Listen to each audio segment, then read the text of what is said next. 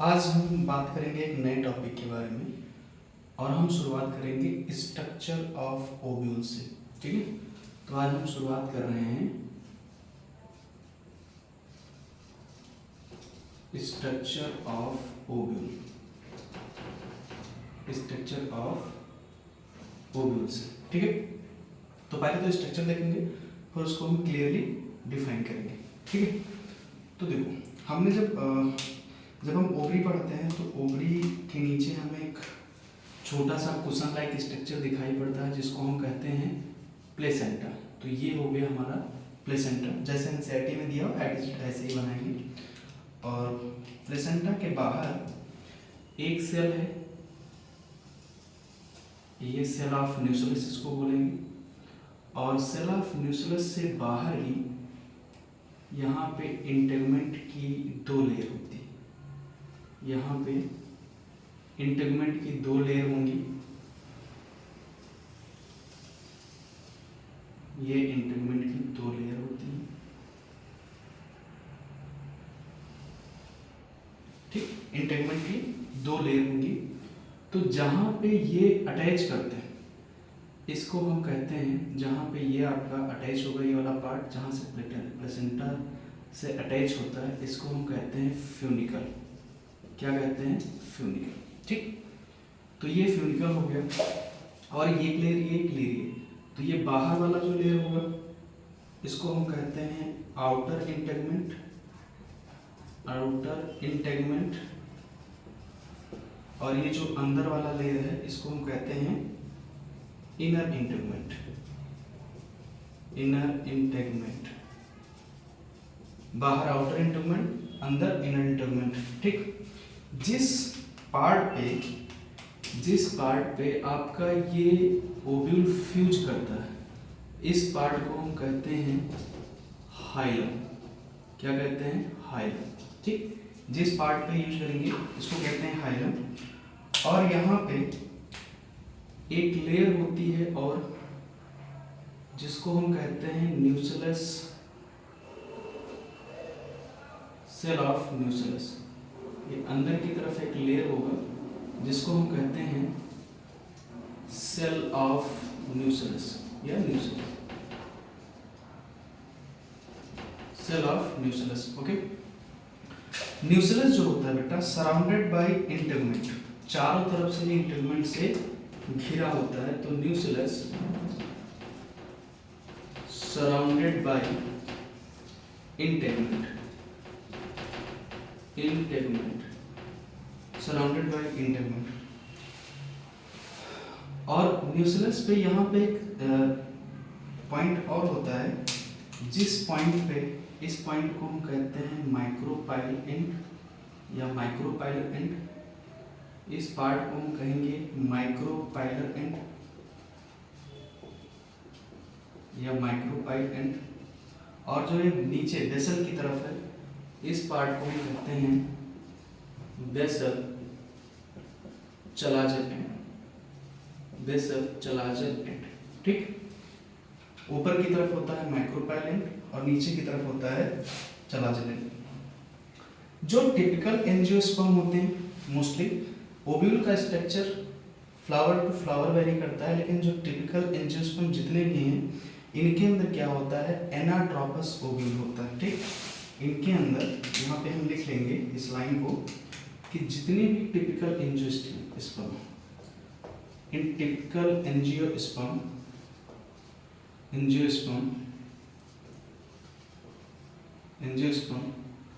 Ovule are anatropous ovule. और ovule को एक वर्ड हम और भी बोलते हैं, ओव्यूल को हम बोलेंगे मेगा स्पोरेंजियम। क्या बोलेंगे? Mega sporangium. ओव्यूल को हम बोलेंगे मेगा स्पोरेंजियम। क्लियर है? ओव्यूल को हम क्या बोलेंगे? Mega sporangium. तो यह माइक्रोपाइलर एंड पे एक सेल होता है, ये सेल जो होगा बेटा ये डिप्लॉयड होगा। ये सेल कैसा होगा? डिप्लॉयड होगा। और इस डिप्लॉयड सेल का हम नाम देते हैं, इसको बोलते हैं मेगा स्पोर मदर सेल।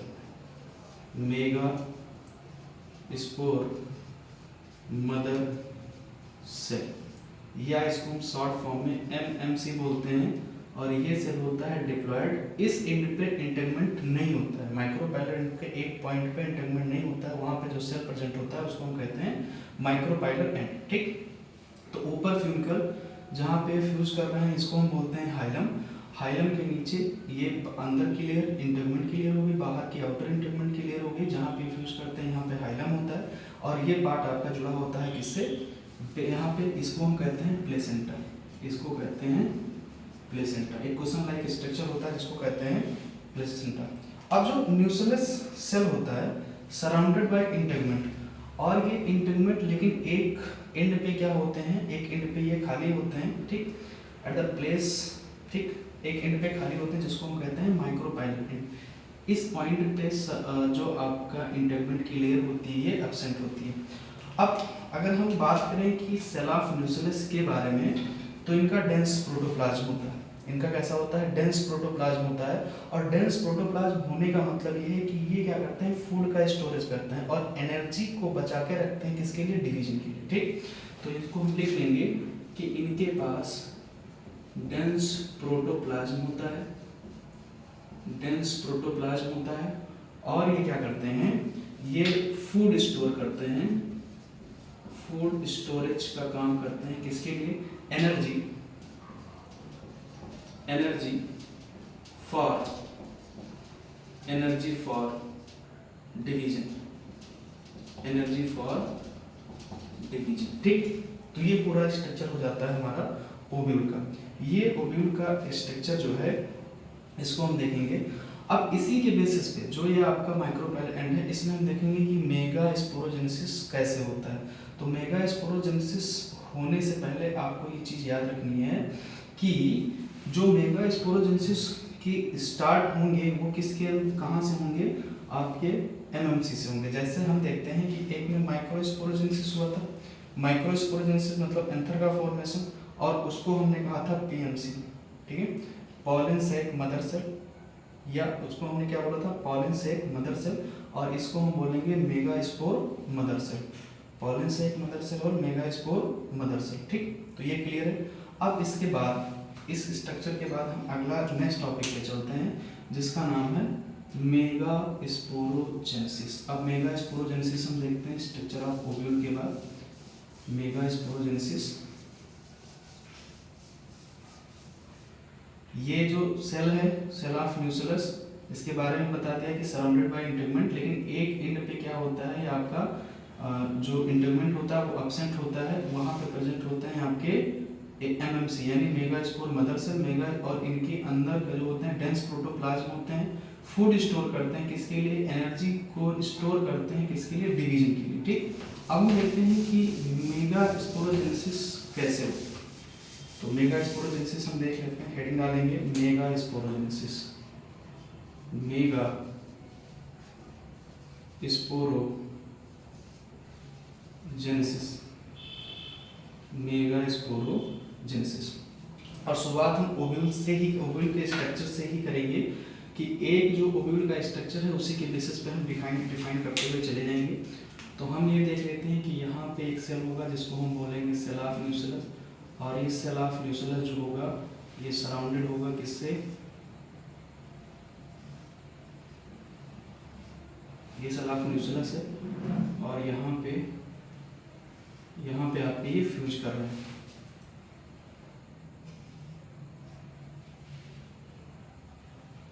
ये यहाँ पे फ्यूज कर रहा है। जो ये इस एंड पे न्यूक्लियस का जो सेल था, ये आपका सेल ऑफ न्यूक्लियस हो गया। सेल ऑफ न्यूक्लियस के एक एंड पे इंटेगमेंट की लेयर नहीं प्रेजेंट थी जिसको हमने कहा था एमएमसी, तो ये हो गया हमारा एमएमसी। और एमएमसी डिप्लॉयड सेल, एमएमसी कैसा है, डिप्लॉयड सेल है।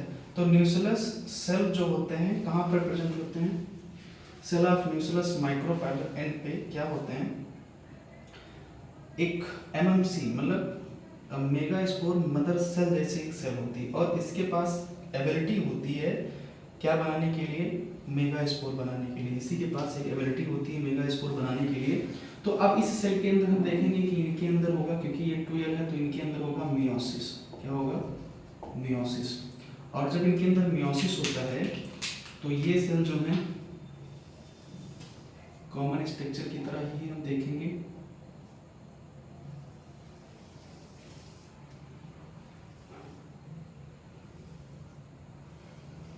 कॉमन स्ट्रक्चर की तरह देखेंगे। जब इन सेल के अंदर मियोसिस होता है तो कॉमन सी बात है, यहाँ पर जो सेल होंगे वो कितने हो जाएंगे? 4 सेल में डिवाइड होंगे। ये चारों सेल कैसे होंगे? ये चारों सेल हमारे हैप्लॉइड, यानी इनके अंदर एन होगा। ठीक, तो मियोसिस हो, मियोसिस के बाद क्या हो गए? इस सेल को हम बोलते हैं, जो यहाँ पे इवेंट्स हुए हैं मियोसिस के बाद, इसको हम बोलते हैं mega spore tetrad. Mega spore tetrad. ठीक, मेगा स्पोर टेट्राड के बाद आगे का इवेंट होगा, यहाँ पे सेल ऑफ न्यूक्लियस ये हो गया, इसके अंदर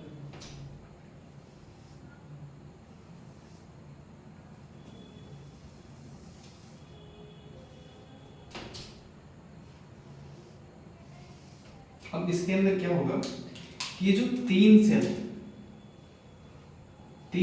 तो यहाँ पे डीजनरेट हो जाएंगे और एक सेल बचेगा, एक आपका मेगा स्पोर बचेगा। इस मेगा स्पोर सेल को हम बोलेंगे फंक्शनल मेगा स्पोर।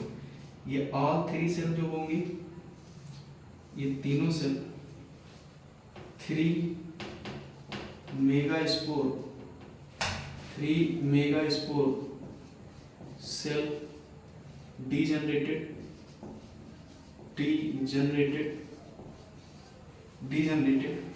और ये जो एक सेल बचेगा इसको हम बोलेंगे वन फंक्शनल मेगा स्पोर। अब ये जो फंक्शनल मेगा स्पोर है इसके अंदर होगा मोनोस्पोरिक डेवलपमेंट। क्या कौन सा? इन फंक्शनल, जो आपका ये फंक्शनल मेगा स्पोर बचा है इसके अंदर होगा मोनोस्पोरिक डेवलपमेंट। मोनोस्पोरिक डेवलपमेंट का मतलब होगा एक ही सेल के अंदर जो डेवलपमेंट होगा वो शुरू होगा इसके अंदर, और इस मोनोस्पोरिक डेवलपमेंट को हम बोलते हैं, यहाँ पे जो होगा इस मोनोस्पोरिक डेवलपमेंट को हम क्या बोलेंगे? अब मोनोस्पोरिक डेवलपमेंट के बाद क्या होगा? स्ट्रक्चर हम देखेंगे कि इनके अंदर अब डिवीजन होगा। अब क्योंकि ये आपका हैप्लॉइड सेल है तो हैप्लॉइड सेल के अंदर मियोसिस होता नहीं, तो यहाँ पे क्या होगा? माइटोसिस होगा। तो यहाँ पे हम देख लेते हैं कि ये जो मोनोस्पोरिक डेवलपमेंट के बाद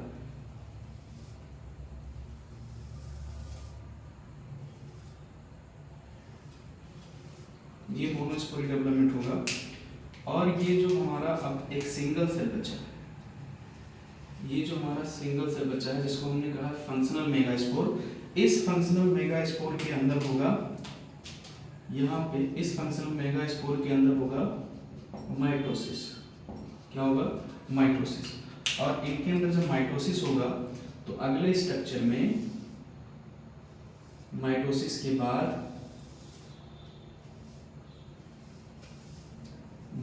के बाद इनके अंदर क्या होगा? डिवीजन होगा और ये सेल हो जाएंगे 2 सेल और दोनों पोल की तरफ रीच कर जाएंगे, दोनों पोल पे चले जाएंगे फर्दर। और इसको हम बोलते हैं सिंगल सेल स्टेज और इसको हम बोलेंगे सिंगल न्यूक्लिएटेड सेल स्टेज और इसको हम बोलेंगे 2 न्यूक्लियस या न्यूक्लिएटेड सेल स्टेज। ठीक है, 2 न्यूक्लियर सेल स्टेज। अब फर्दर इसके अंदर फिर से माइटोसिस होगा, इसके अंदर दोबारा माइटोसिस यहाँ पे दोबारा होगा और दोबारा माइटोसिस होगा तो ये 2 सेल से कितने सेल बन जाएंगे? 4 सेल बन जाएंगे। ये 2 सेल से अब यहाँ पे 4 सेल बन जाएंगे।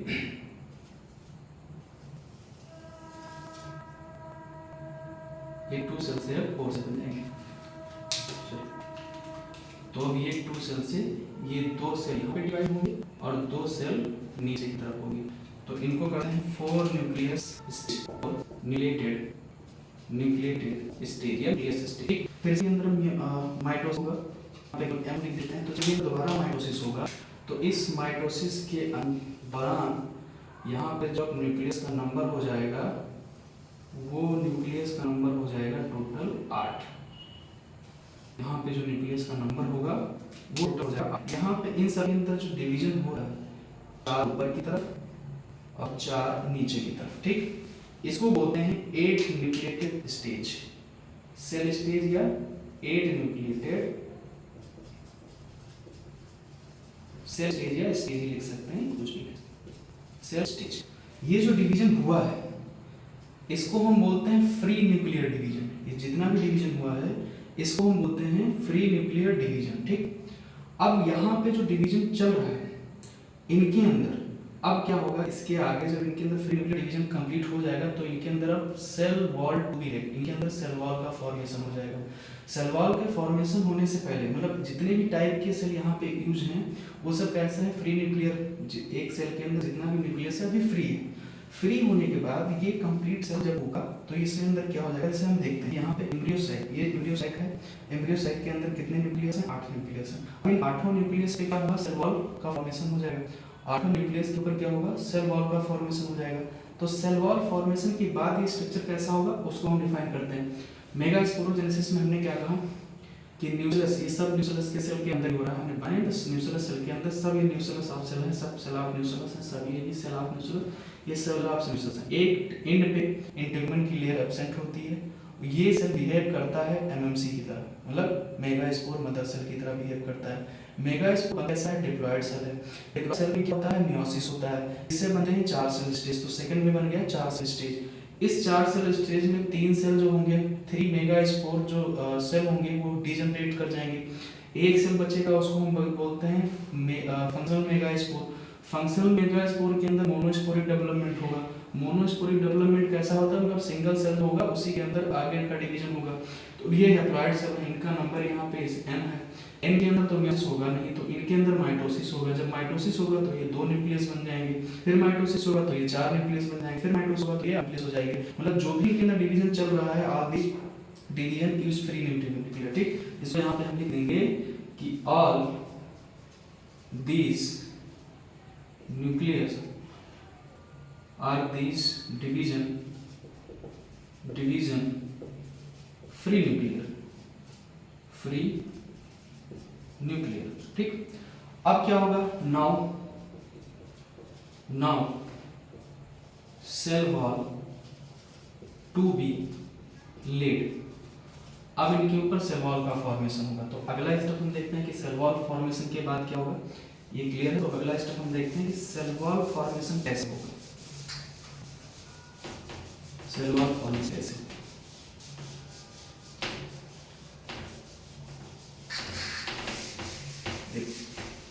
ये हमारा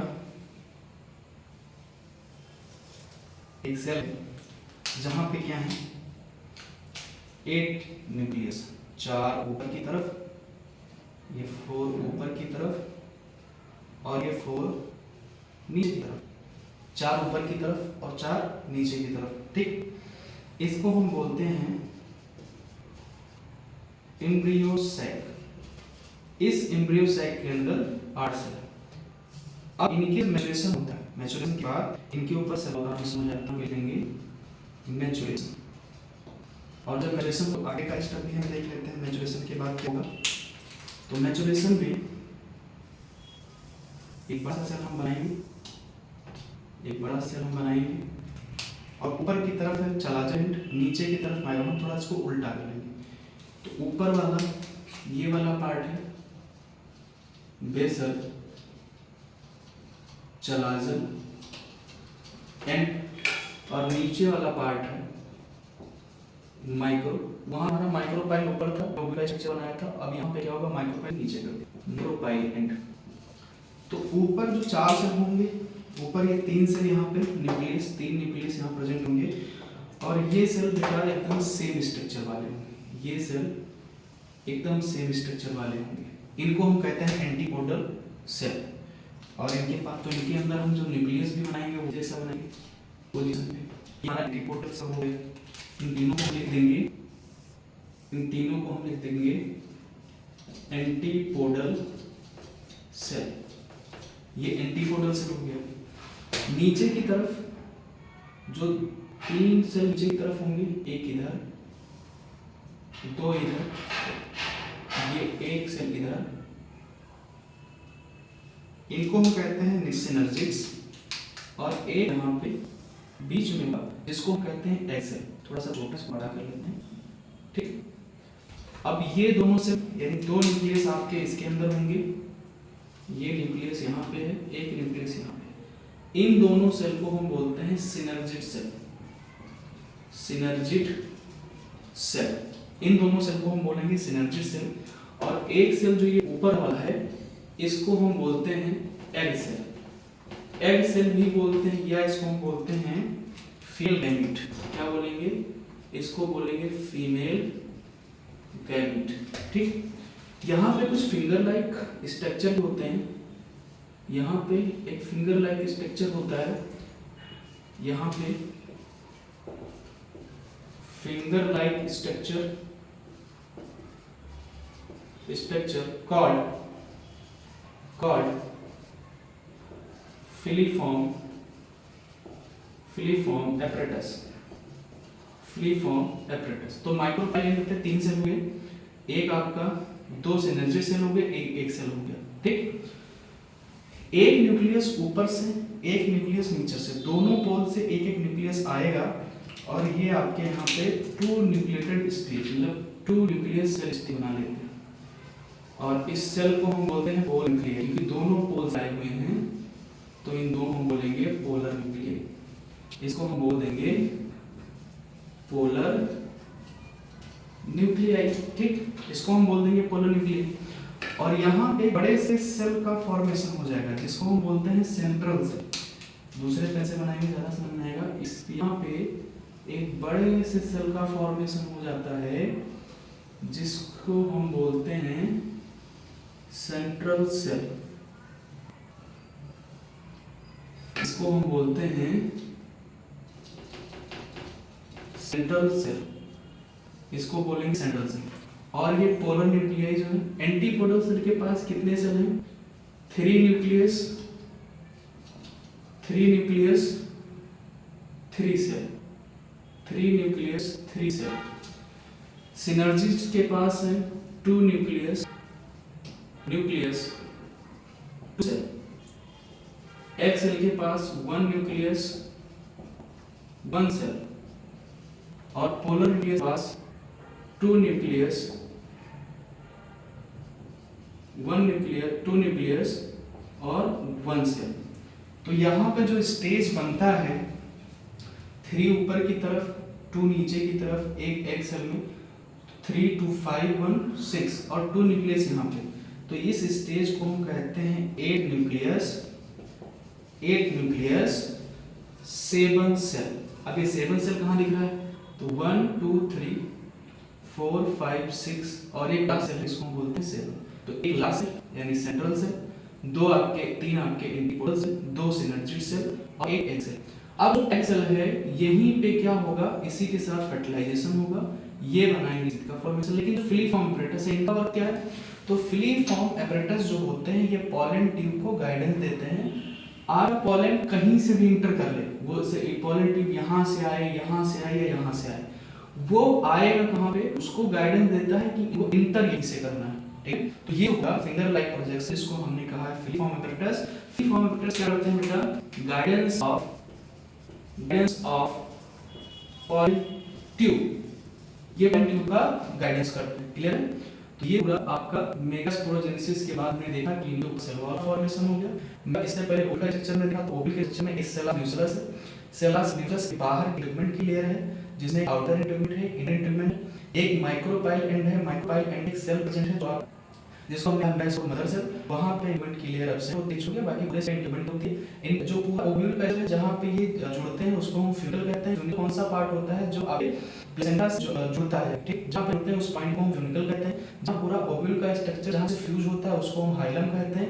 हाइलम के बाहर वाला पार्ट आपका जो बाहर लेयर है उसको हम आउटर इंटीग्रेट कहते हैं, जो अंदर की लेयर है उसको हम इनर इंटीग्रेट कहते हैं। जो माइक्रोपाइल एंड के जस्ट अपोजिट में होता है बेसल चलाजल एंड। एनसीईआरटी में भी यही स्ट्रक्चर बना, तो हमने यही बनाया था। अगर आप ऊपर कर दोगे वो चलाजल एंड ऊपर चला जाएगा, माइक्रोपाइल एंड नीचे चला, जैसे यहाँ पे हमने बनाया बेसल चलाजल एंड ऊपर चला जाएगा और जो नीचे माइक्रोपाइल एंड आ जाएगा। तो इस स्ट्रक्चर में हमने देखा कि जब वहाँ मेगास्पोर मदर सेल, क्योंकि वो डिवाइड सेल होगा मियोसिस से बनते हैं 4 cell, meiosis first meiosis second दोनों होता है, मियोसिस फर्स्ट मियोसिस सेकंड दोनों होगा, फिर 4 सेल बन जाएंगे, 4 हेपाइड सेल बनेंगे, तो उसको हम बोलेंगे मेगास्पोर टेट्राड। मेगास्पोर टेट्राड के 3 सेल जो इसे डिवीजन हो जाएगा, इस जगह हमारा इसको बोलेंगे फंक्शनल मेगास्पोर। फंक्शनल मेगास्पोर क्या होता है, मोनोस्पोर डेवलपमेंट होता है। मोनोस्पोर डेवलपमेंट मतलब होता है एक ही न्यूक्लियस के अंदर एक जो स्पोर है, जो न्यूक्लियस है उसके अंदर क्या होगा, डेवलपमेंट शुरू हो जाएगा। तो मोनोस्पोरिक डेवलपमेंट जब शुरू होगा तो सबसे पहले हैप्लॉइड सेल के अंदर मियोसिस नहीं सकती, तो उसके अंदर होगा माइटोसिस, और माइटोसिस ही होने के इक्वेशनल डिवीजन करना है। तो अब माइटोसिस होगा, माइटोसिस के बाद ये बदल जाते हैं 2 न्यूक्लियस सेल स्टेज, 2 के अंदर फिर माइटोसिस होगा तो बदल जाएंगे 4 न्यूक्लियस सेल स्टेज में, 4 न्यूक्लियस सेल स्टेज के बाद ये फिर से माइटोसिस होगा, बदल जाते हैं 8 सेल न्यूक्लियस स्टेज में। इसको हम कहते हैं, क्या बोलते हैं, इसको बोलते हैं एम्ब्रियो सेल। एम्ब्रियो सेल के अंदर जो डिवीजन हो रहा है इसको फ्री न्यूक्लियर डिवीजन कहते हैं, ठीक है, इसको क्या बोलेंगे, फ्री न्यूक्लियर डिवीजन। अब फ्री न्यूक्लियर डिवीजन जब होगा तो अब इसके ऊपर सेल का फॉर्मेशन हो जाएगा। तो दो जो एक आपका बेसल चलाजल एंड है, बेसल चलाजल एंड पे 3 सेल बनते हैं जिसको हम कहते हैं एंटीकल। माइक्रोपाइल एंड पे 3 सेल बनते हैं जिसमें 2 सिनर्जिस्ट होता है, एक एक्सेल होता है।